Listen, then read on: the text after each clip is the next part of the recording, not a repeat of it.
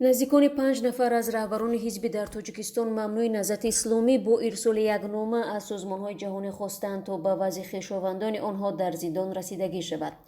пайвандони Саидумар Ҳусайнӣ, Маҳмадалӣ Ҳаид, Раҳматуллои Раҷаб, Зубайдуллои Розиқ ва Ҳикматулло Сайфуллозода дар номаи худ навиштаанд ҷони онҳо дар хатар аст. мақомот пештар чунин хабарҳоро рад карда гуфтанд ба ҷони раҳбарони ҳизби мамнӯъ дар зиндон чизе таҳдид намекунад. номаи дусаҳифагии наздикони зиндониён рӯзи 6 октябр ба Кумитаи байналмилалии Салиби Сурх, намояндагии Созмони милал дар Тоҷикистон ва сафоратҳои муқими Душанбе фиристода шудааст. муаллифони нома ҳамуҷра кардани Маҳмадалӣ Ҳаид бо як зиндоние ки барои қатл адои ҷазо мекунад ва ҳамчунин ҳамла ба Ҳикматулло Сайфуллозода изҳори нигаронӣ карданд. мақомот қаблан дар посух ба дархости Маҳмадалӣ Ҳаид гуфта буданд, вақте одам дар зиндон афтод, ҳамроҳи одамкушу террорист ва ҷинояткорони дигар адои ҷазо мекунад ва ин хилофи қонун нест.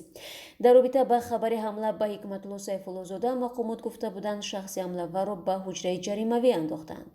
наздикони 5 раҳбари ҳизби дар Тоҷикистон мамнӯи назати исломӣ ҳамчунин навиштаанд, дар зиндон аз пушти Зубайдуллои Розиқ ва Маҳмадалии Файзмаҳмад низ шахсоне назора мекунанд ва қасди зарар расонидан ба онҳоро доранд.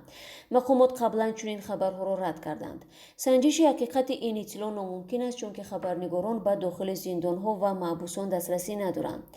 пайвандони ин нафарон аз Салиби Сурх, Созмони милал ва дипломатҳои муқими Душанбе хостанд, ки дар зудтарин фурсат аз зиндонҳои Тоҷикистон дидор намуда аз вазъи саломатии пайвандони мо маълумот пайдо кунанд, шароити будубош ва таъмини онҳоро бо ғизо аз назар гузаронда, бо онҳо дар ин бора суҳбати хусусӣ анҷом бидиҳанд. намояндагии Салиби Сурх ва Созмони милал дар Тоҷикистон то ҳол дар ин робита вокуниш накарданд. аз раҳбарони ҳизби назати исломии Тоҷикистон ду муовини раиси ҳизб Саидумар Ҳусайнӣ ва Маҳмадалӣ Ҳаид ба ҳабси абад ва боқӣ ба солҳои тӯлонии зиндон маҳкум шуданд.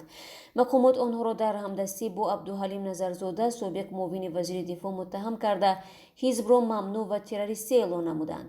вале масъулини ҳизб даст доштан дар ин ҳодисаро рад карда гуфтанд, ошӯби Ҳоҷи Ҳалим танҳо баҳонае барои манъи фаъолияти ҳизб буд.